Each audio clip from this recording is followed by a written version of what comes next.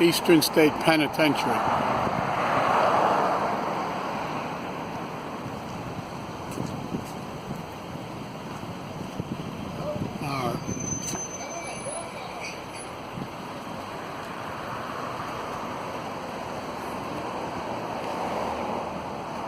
I think there's better footage. This is the front entrance, guarded by a FedEx truck. I see a person privately.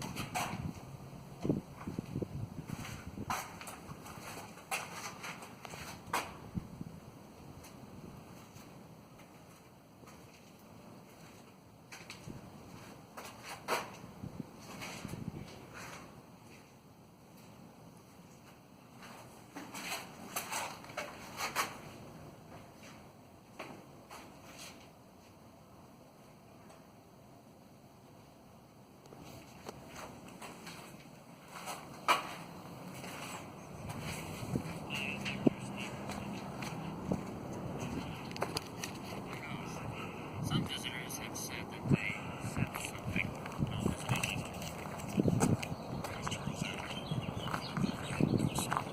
Mr. Adams is not a famous cartoonist who created the Addams family, but they do share an affection for Capone. I heard the standard stories about shadowy figures darting from cell to cell, and all the stories, and nothing profound until I read the novel itself.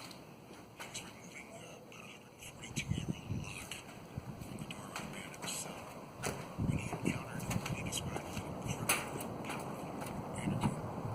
This person was genuinely frightened, but would he could not understand it, and therefore I believe that what he told me was 100% true.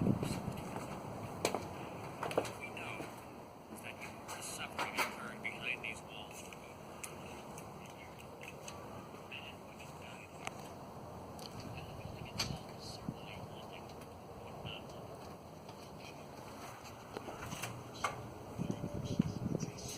Up those steps is death row.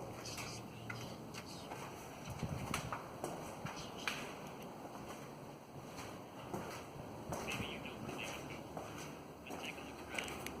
If ghosts exist anywhere, they must. Typical cell. Not the best of accommodations.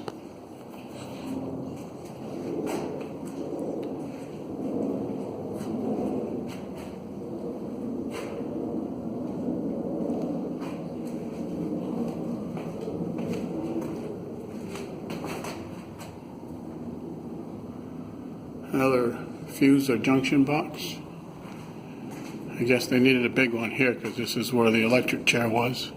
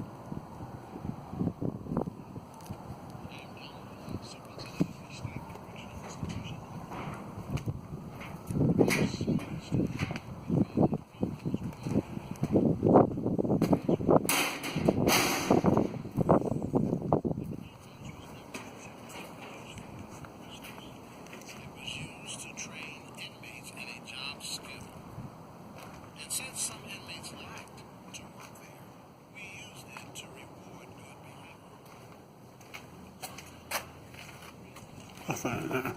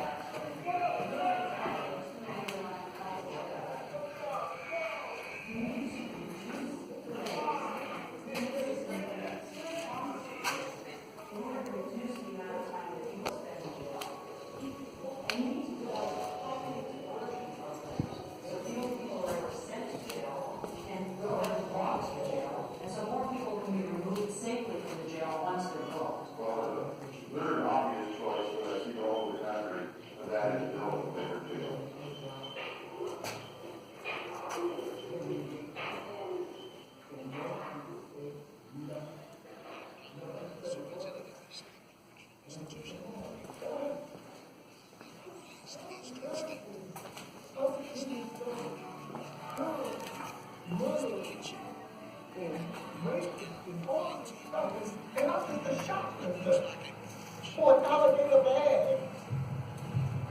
And then this big guy comes in and he tells me move over. And he tells me to get up and turn around. And I said, no, please, no. He said, turn around. And I said, well, you could have my spirit.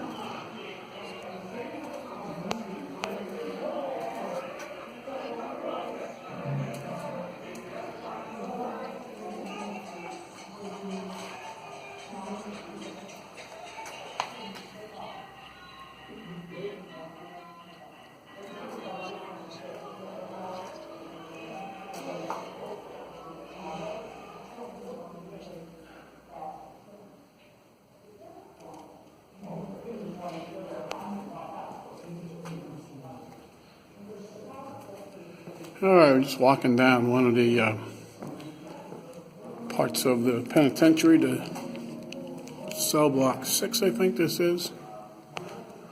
All the cells are the same. This is either a barber chair or an electric chair. I don't know.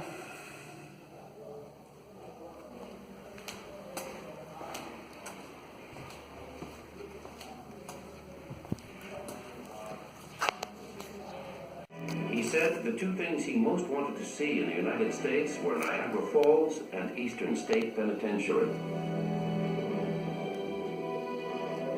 Dickens toured the prison and was allowed to interview inmates.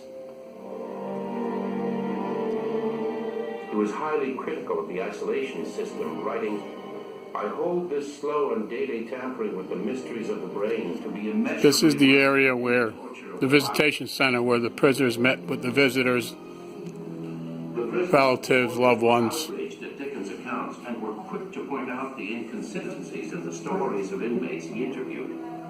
What's playing is Charles Dickens getting stories of how horrific this prison was. The evidence was growing that isolation was psychologically damaging. Eastern State's 1838 annual report noted 18 cases of insanity, although the report tried to defuse the problem by claiming 12 of the illnesses were actually due to excessive masturbation. In practice, the purity of the Pennsylvania system was virtually impossible to maintain. Many inmates were out of their cells working in construction and maintenance as can help, and even assistance for the warden. The prison was also rocked with scandal from the start.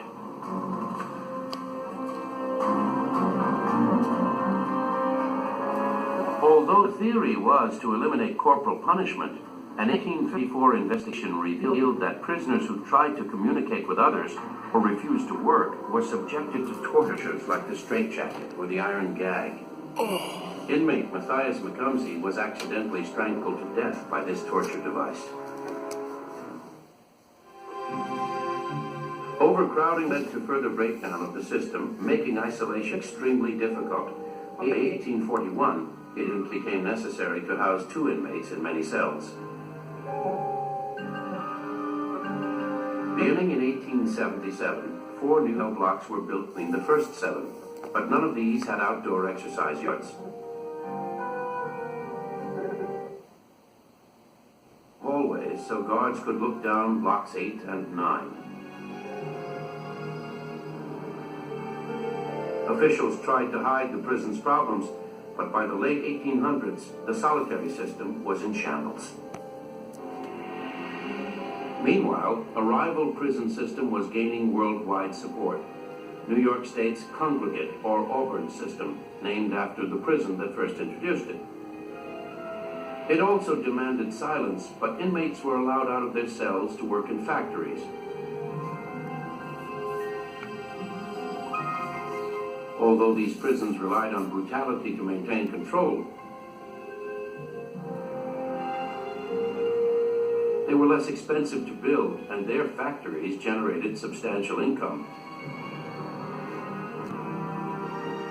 By the turn of the century, Eastern was still officially an isolation prison, but they too were adopting congregate methods.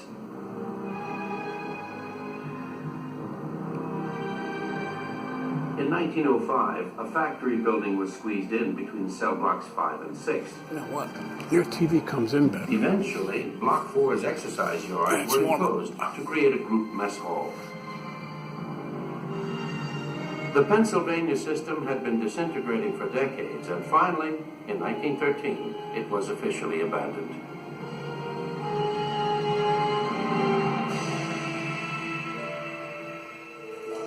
But for the prisoners who took part in this grand experiment, the effects proved to be both negative and positive. The things that were wrong with the prisons at the time, disorder, riots, victimization, selling contraband, all these things were dealt with. If you were in a cell by yourself, you couldn't be attacked by inmates. You couldn't buy contraband. So in that respect, I think the prison was successful. In terms of sending out people who are reformed, this prison probably didn't do much better than other prisons at the time.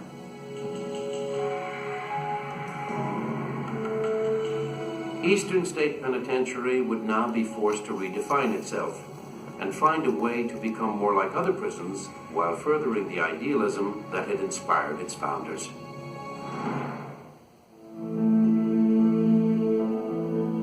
The first decades of the 20th century began a new era in American prison reform. Eastern State now placed its focus on the psychological well-being of inmates and group programs to aid in inmate rehabilitation. Isolation was used only as punishment, with rule breakers thrown in the hole, more properly known as solitary confinement. Inmate activities now included classroom study and library visits.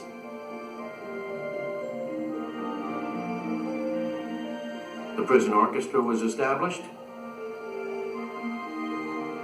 and for the first time, religious study was allowed outside the cells. And of course, there was group